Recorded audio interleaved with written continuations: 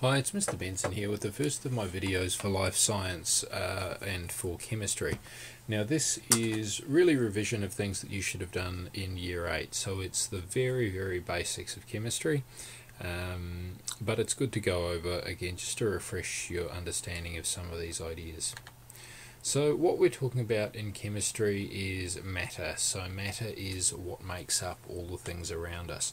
The universe is made of matter and energy and some weird stuff, but we generally are just coming into contact with matter and energy.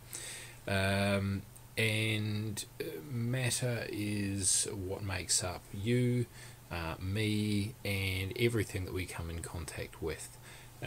So you know, all the solid things, the liquid things that we come in contact with, the atmosphere around us, which is a gas, they're all made up of matter.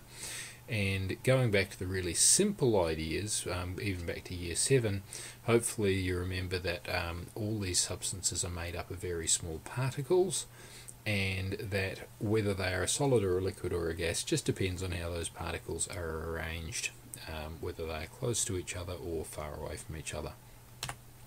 So we're going to look in a little bit more detail than the sort of year 7 particle model. We're actually looking at what things are made of.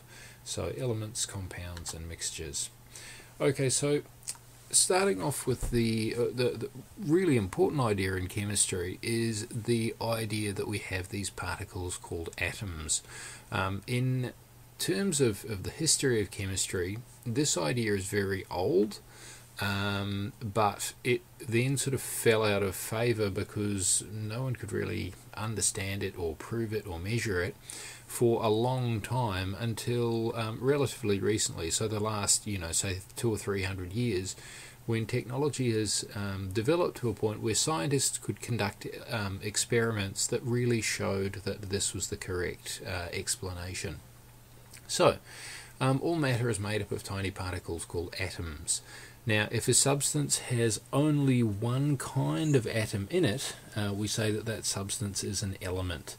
And we often find that with metals, they can be largely made up of just the one type of atom of that particular element. So usually when we have steel, for instance, or it's mostly made up of iron, in fact it's still mostly steel.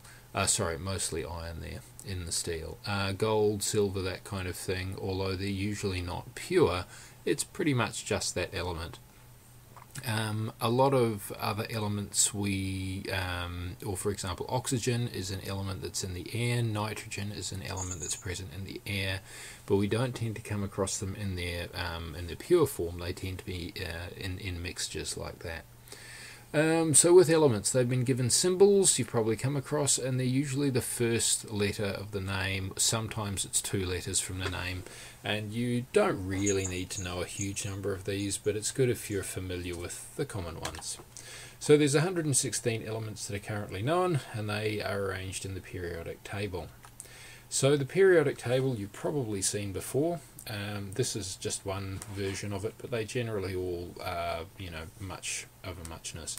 So there's some important stuff in here. So the first thing we see is that we have an element symbol. Whoops, I've hit the wrong button there, and I will now get a pen.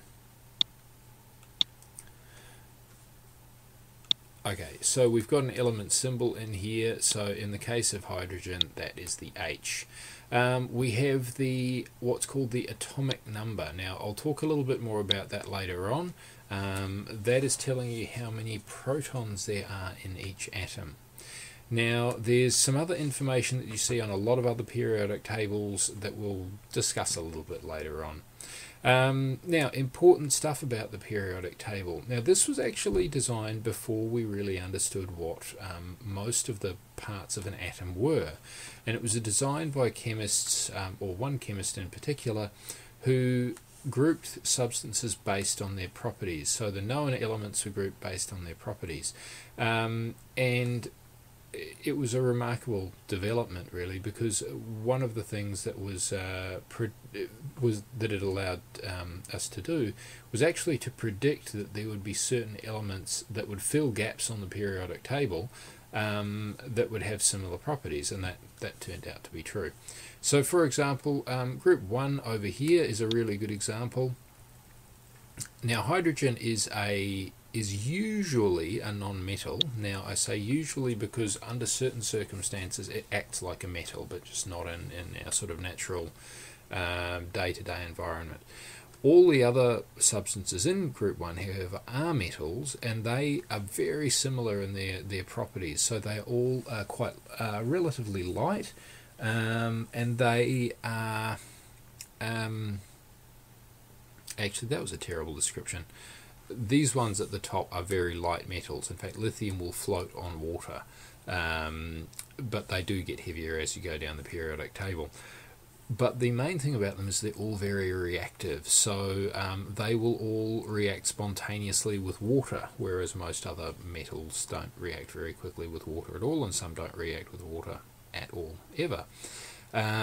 So they're a good example of a group with similar properties. Then we go across to group 2 here, and we find that, okay, they're all metals again, but they are less reactive. So some of the ones, the lower ones, are reasonably reactive, and might react somewhat vigorously with water. But then you get to things like magnesium and beryllium, and they are very useful structural metals. They're quite strong and they're quite light, but they don't react spontaneously. They're still relatively reactive though. The transition metals in the middle here are pretty interesting, but you're not going to worry about those until much later on at school. But other important things you see about the periodic table is that most elements are metals. We have the non-metals over on the right hand side.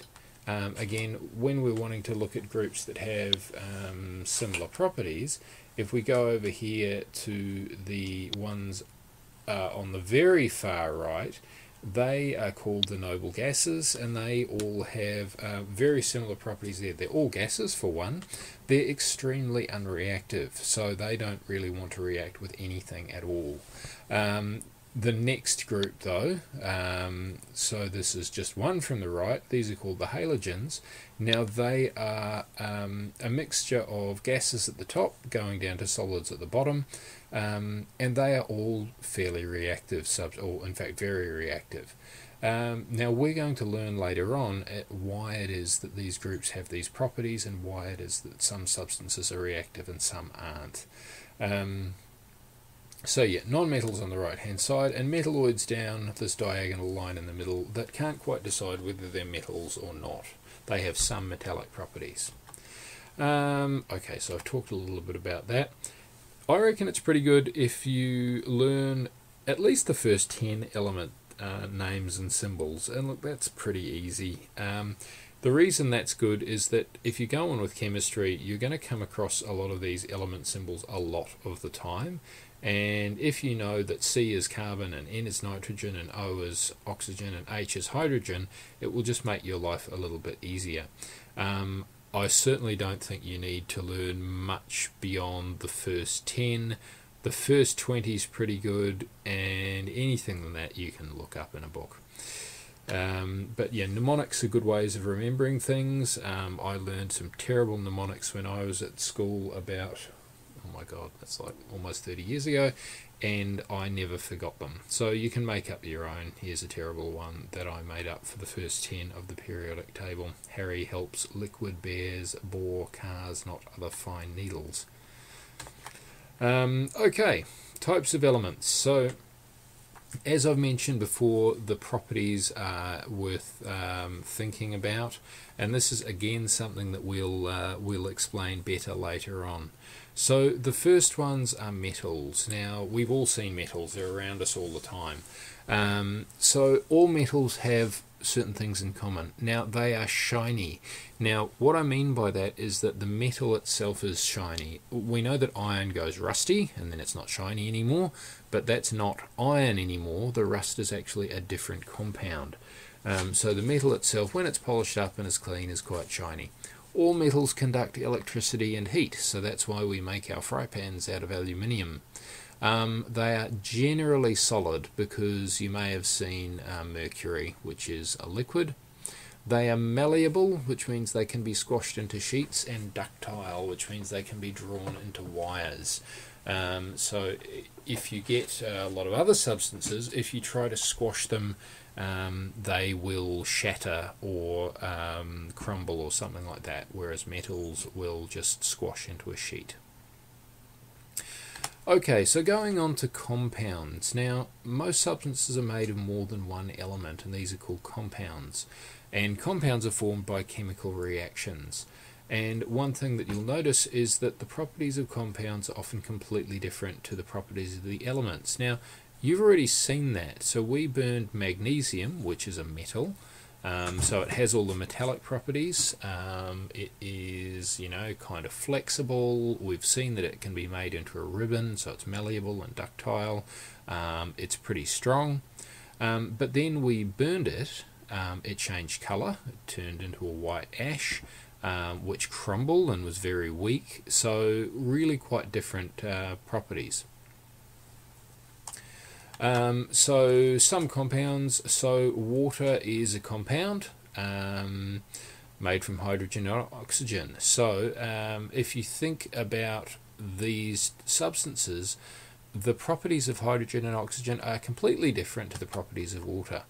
So hydrogen is a flammable gas, oxygen is a gas which allows other substances to burn, water is a liquid.